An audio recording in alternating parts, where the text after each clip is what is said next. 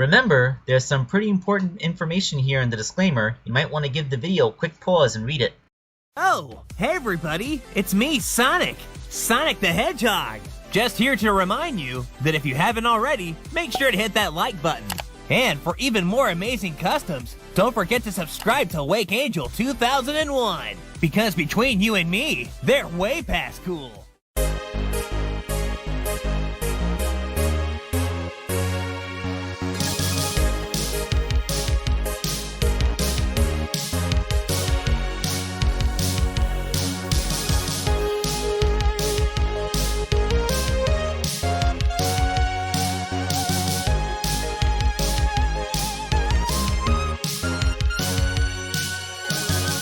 Hello my friends, this is Wake Angel 2001 coming at you with one last custom that I managed to squeeze out in the month of July. I wanted something that I could just do really quick and easily, and Zeus to Fox pointed out this really cool model set on Tinkercad made by the user Robolord117 or Robolord117, and I thought, oh hey, that looks like something I can just quickly print out and put together and make and call it a custom. So yeah, that's what we're doing now. We are making Silver Sonic.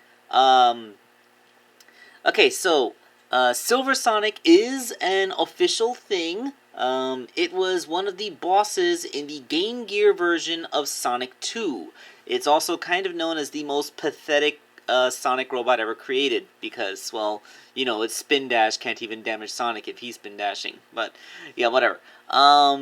Yeah, this weird little thing kind of has been retconned as the prototype version of he's basically the prototype robot Sonic. Like, so this was the first time that Robotnik ever tried to make a Sonic-shaped robot. Before the hulking, superpowered Mecha Sonic from the Death Egg Zone, or the or Dr. Eggman's robotic son, Metal Sonic, this was the first attempt at a mechanical doppelganger. And it did get acknowledgement in the Archie comic, with the post-Super Genesis Wave version of the Archie comic, I should say.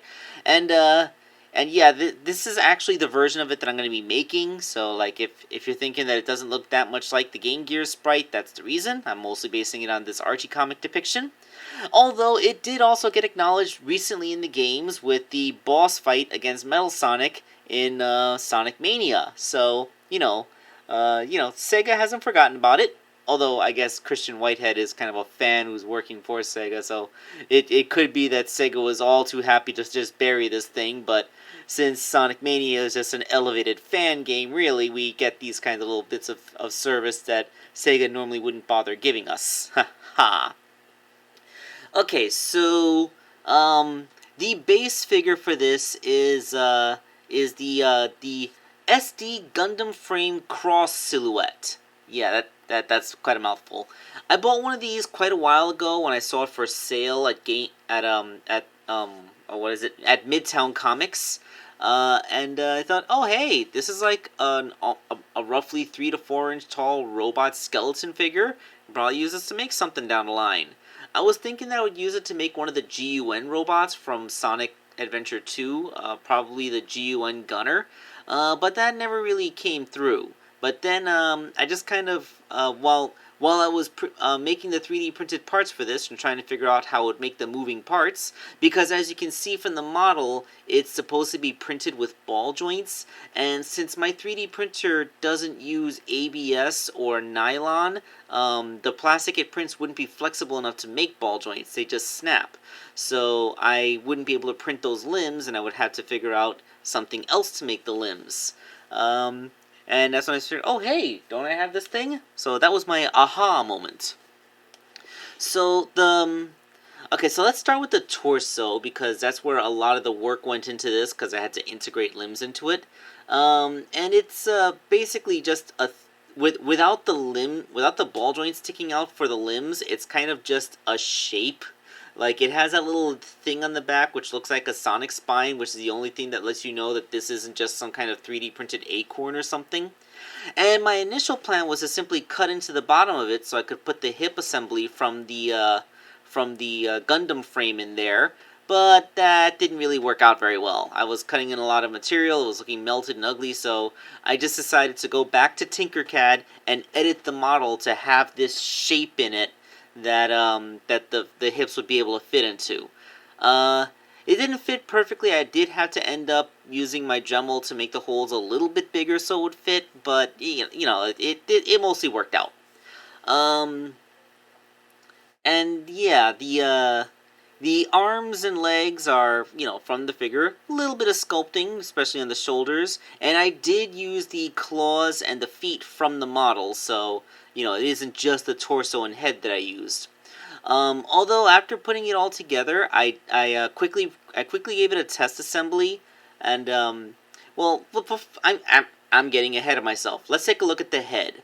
The 3D printed head is this thing is kind of goofy looking, but I will say that Robolord did capture that funny square smile that the game sprite has, and I did like to go with the whole welding goggle / Cyclops mask that this thing wears. But then now is when I did the test assembly, and I found proportionally speaking, this kind of looks undersized. Now, I'm not going to say that Robolord made bad proportions here. This whole thing is probably just due to the fact that I didn't use his arms and legs. I'm sure if I printed out his entire model and assembled it the way he wanted, then it probably would have looked just fine. That being said, since the arms and legs that I used from the Gundam kit probably made this thing a little taller and lankier than intended, so yeah, I had to basically use Tinkercad to resize the head. I basically just added 10 millimeters to every dimension, and that kind of worked out. So yeah, with a bigger head, this body would work out. Speaking of which, this is what the body looked like fully painted up. I kind of like that it has a big flesh tone belly. I'm not sure how accurate that is. Some people are probably going to complain that it should be more yellow, but I kind of like the idea that this is the prototype, so Dr. Robotnik actually used skin tones to try and make it look more like Sonic. I just think that he couldn't find the proper blue to paint it, but he found his great skin tone to use on the muzzle and the belly. So yeah, that's this is the prototype Sonic, the prototype robot Sonic. So yeah, I'm just throwing that out there. Okay, so now let's put that head on, and there we go. Doesn't he look so much better proportioned this way? Yeah, I think just making that head bigger just makes it work out a little bit better. So we have we have the 3 spines down the middle. He actually has quite a great deal in common with Mechasonic if you think of it this way. In fact, if you take a look, because of the rescaling I had to do, it's kind of the same size as the official Mechasonic that Jakks Pacific just put out. So, they kind of work. They stand shoulder to shoulder together. So, we have Silver Sonic, who's the prototype of the Sonic robot, and then we have Mecha Sonic, the first truly formidable Sonic robot made, and then we got Metal Sonic, who's Sonic's true doppelganger. So what are we gonna call the Sonic and Knuckles version of Mecha Sonic? Because I know some people want to call it Silver Sonic. But I think Mecha Sonic Mark II is kind of that would kind of make it the most appropriate name, or maybe the Sonic and Knuckles version, or the Angel Island Mecha Sonic. I don't know. I'm gonna go with calling it Mecha Sonic Mark II. That seems to be the most appropriate moniker to give it in this context. But yeah, I'm just kind of rambling on now. I didn't really have a script prepared for this, and I just kind of put this whole thing together in 2 days. Less than 2 days, even. So yeah, I kind of made this just because Zeus the Fox showed me a model, and I didn't have enough time left in the month to make a big proper custom, as one of the ones I'm being commissioned for, so I just kind of threw this together. I hope you guys liked it, irregardless. This is Wake Angel 2001, signing off.